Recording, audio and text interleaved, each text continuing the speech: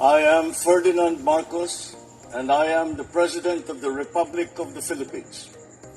I stand today on behalf of 110 million Filipinos. Hi everyone, hello universe, it's me again. Shout out sa inyo mga beswa, mga Pilipinos, OFW, loyalists, and supporters. So yun guys, mayroon tayong good news for everybody. And kung nakikita nyo sa aking screen, yung tulay na malapit ng magamit, ika nga, madaanan. Ayan. Ito po yung tulay na pinagawa ng DPWH under the Build Better More ng Marcos administration. Wow. Sabi po ng mga dialysis, so walang nagawa ang Pangulo, walang proyekto, agay. Ito po yung si tulay, ang pangalan niya ay Nalil Sikyat Bridge number 1. Oh, may number 2 ito guys, for sure. Diyan po yan sa Tawa-Tawa. Mali. Sa Tawi-Tawi, agay. Ayan, shout out sa mga taga Tawi-Tawi. Aba, ganda ng tulay nyo. Itong tulay na ito guys ay napakahalaga ito. Napakahalaga yan. So, kumbaga kudos naman kay Secretary Bunuan, sir. Talaga naman, ito si Secretary Bunuan, nakikita ko sa kanya, masipag ito, mga beswa, in fairness sa kanya. Ewan ko lang kung ma-retain ito o matanggal. So, I hope hindi, Kasi nakikita ko masipag din ito. So, dahil dyan, guys, so basahin ko mga kababayan. Ayan, Tawi-Tawi Bridge near completion, boosting infrastructure, support for Bangsamoro. Agay. The Department of Public Works and Highway, DPWH, announced that construction of the Nalil Sikyat Bridge number 1 in Tawi-Tawi Province is now 96% complete and is scheduled to open by July 2025. Ay, nako guys. 96%. 4% na lang para 100. Ibig sabihin tapos na. Hala kayo mga beswa. Anong sinabi po dyan? Ayan, Ayan, The 541 meters bridge part of the Asian Development Bank assisted improving growth corridors in Mindanao Road sector projects. Ayan, ends to connect Bungaw Islands to Sanga Islands. It is one of the 3 major bridges in Tawi-Tawi supporting the President Ferdinand R. Marcos Jr. administration Build Better More. So, ibig sabihin guys, mayroong number 2, number 3. Ala kayo, ang dami palang project ang Pangulo dyan, natulay, di kayo naloka. Ito basahin po natin, medyo mahaba ito guys Nalil Sikyat Bridge along with its sister project. Ba sister talaga? Walang brother. Datong Panyungan Bridge number 2. Ayan na, sinasabi ko na nga ba, mayroon talaga may number 2 pala mga beswa. Tingnan nyo naman. Ayan Bridge number 2 in the Malasalupa Pila. Bridge number 3. Agay. Number 3 pa, mayroon number 3 in Tawi-Tawi, represent one of the most significant infrastructure support initiative of the national government in Bangsamoro Autonomous Region in Muslim Mindanao. Agay. Ay, grabe pala. Ang dami itong mga project na ito guys, 3. Grabe, ang tindi. These bridges are more than just structures of physical connectivity. They stand as powerful symbols of the government unwavering commitment to the fulfilling Mindanao's long-held promise by unlocking its vast economic potential through modern inclusive infrastructure, said Senior Undersecretary Emil Sadain, who was designated by DPWH Secretary Manuel M. Bunuan to lead the Department of Infrastructure flagship projects under Official Development Assistance, ODA and Born Infrastructure Initiative, OMGOs. Wow, galing naman mga besa.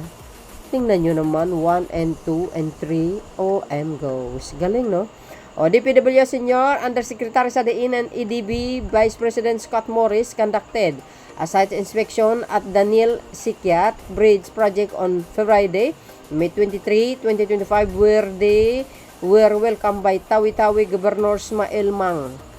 Ay Sali. Agay. Ayan. Agay. Tingnan natin guys ang halaga. Wow. Sana all. Ang dami palang tulay. Taga Tawi-Tawi. Oy, shout out sa mga taga Tawi-Tawi. Assalamualaikum.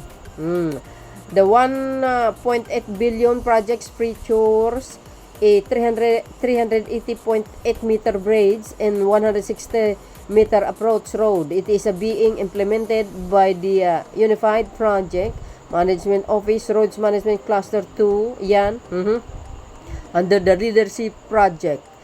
Director Teresita B. Buason with the project manager Hernante S. Antonio as a project in charge in China, Wuyu Ku Ltd as contractor. Contractor lang pala okay lang yun mga bes. Sabi dito guys, in his report to Secretary Bonawan Sr. and the Secretary Sadiin state that 2 other bridge components under IGCMRSP are also making steady progress contributing to the overall momentum of infrastructure development in Tawi-Tawi. Ay wow, galing naman, dekada na yan Ba't ngayon lang kayo pinagawa ng tulay? Ano nangyari sa mga past admin? Hindi kayo inaalala?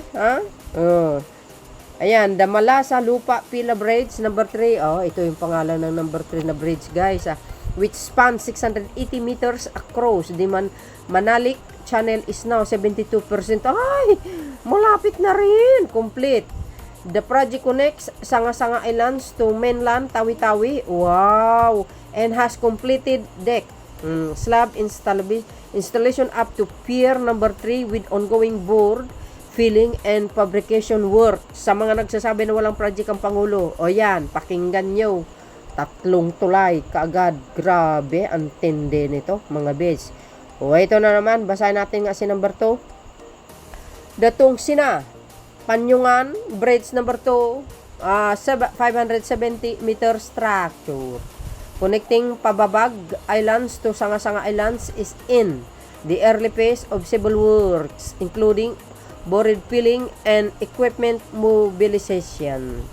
According to Senior Undersecretary Sadiin, these bridge projects are crucial for strengthening Tawi-Tawi transport system and boosting local industries like fishing and seaweed farming. More importantly, they are part of the border effort to support peace, stability, and inclusive development in the Bangsamoro. Wow! Congratulations mga bes!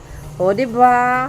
O, number 1, number 2, number 3, 3 proyekto ng mga malalaking tulay. Agay! Titingnan natin guys ang pinaka-highlights, okay? O, yan si Nalil Sikyat. Bridge number 1 yan, Laki ng katulungan sa kanila yan, mga kababayan. Sa totoo lang, no? Laking katulungan. Hindi na sila gagamit ng bangka.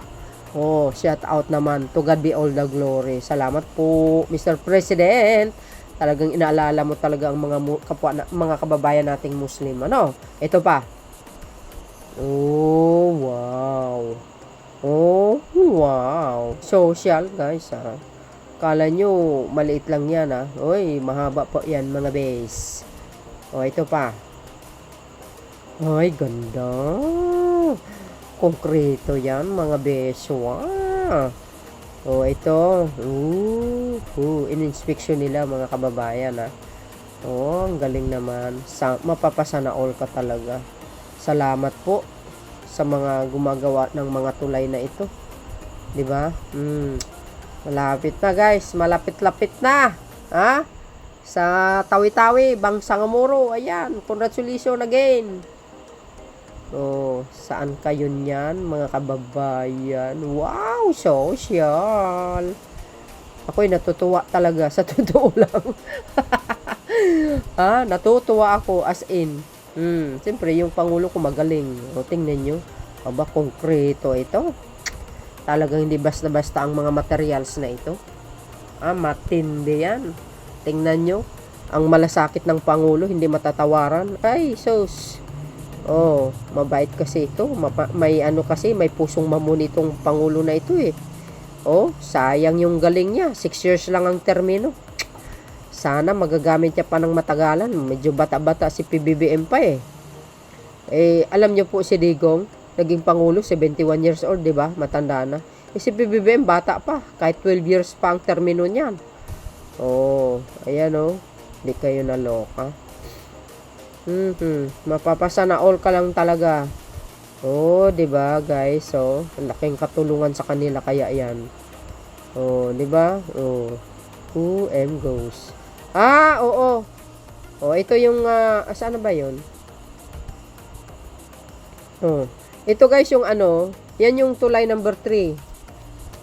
Ayan ongoing Malasa Lupa Pila Brights number 3. You see, number 3 nakalagay number 3. Ba't wala si number 2? Hanapin ko nga. Si number 3 lang pinakita guys. Ayan malapit-lapit na din. Naku, malawak ito. My goodness.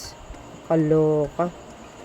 Laki pa lang ang dami pa lang project ni Pangulong Marcos Jr. dyan, mga kababayan. Hindi kayo naloka. Ayan, si number 3 guys, si Malasa Lupa Bridge. Wow! Wow! Kung hindi si BBM ang Pangulo, magkakatulay kaya kayo ng 3? Hindi, baka 0 pa. Ayan Wow. Grabe. At least nabigyan din ng trabaho itong mga kababayan natin. 'Di ba? Wow, sana all. Sana all ka na lang talaga. Salamat po sa mga construction. Shout out sa mga construction worker natin. Ayan. Without them, hindi mabubuo yung tulay. Yung mga construction worker natin, mga foreman, lahat. Wow. Hindi pinakita guys yung number 2. Baka walang litrato pa si number 2.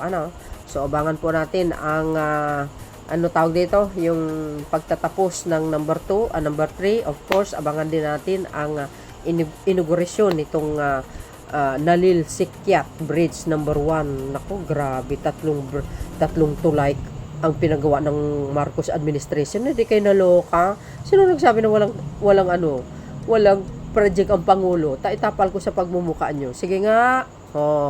Ako fa. Di ba? So, yun guys, ito pakinggan nyo yung sinabi ng PTV4, binalita, But before that, don't forget to like, hit the button bell para lagi nga update sa aking mga upload video. Eto na. Bilang bahagi ng Build Better More program ng administrasyon ni Pangulong Ferdinand R. Marcos Jr., ibinida ng Department of Public Works and Highways na nasa 76% ng kumpleto ang konstruksyon ng Nalil Sikyat Bridge No. 1 sa probinsya ng Tawi-Tawi. May habang 541 metro ang tulay na bahagi ng Asian Development Bank sa patnubay ng Improving Growth Corridors and Mindanao Road Sector Project na naglalayong pagdugtungin ang mga isla ng Bungao at Sanga-Sanga. Itinuturing ito na isa sa 3 major bridges ng Tawi-Tawi, ang Nalil Sikyat Bridge kabilang ang Tonsina-Paniyongan Bridge No. 2 at Malasa Lupa Bridge No. 3 sa Tawi-Tawi ay tumatayong isa sa pinakamahalagang infrastructure support initiatives ng pambansang gobyerno sa Bangsamoro Autonomous Region and Muslim Mindanao o BARM. Ayon kay Senior Undersecretary Emil Sacdan, itinalaga na pangunahan ang proyekto ni DPWH Secretary Manuel Bonoan. Higit pa sa istrukturang nagdurugtong, ang mga tulay na ito ay sumisimbolo sa pagtupad ng pangako ng gobyerno na mapalakas ang ekonomiya ng Mindanao sa pamamagitan ng modernong infrastruktura. Dinaluhan ng mga opisyal ng DPWH at Asian Development Bank ang isinagawang site inspection sa Nalil Sikyat Bridge Project noong May 23. Tampok sa 1.8 billion peso project ang 380.8 na metrong tulay at 160 metrong approach road. Nakatakda namang buksan ang Nalil Sikyat Bridge sa susunod na buwan.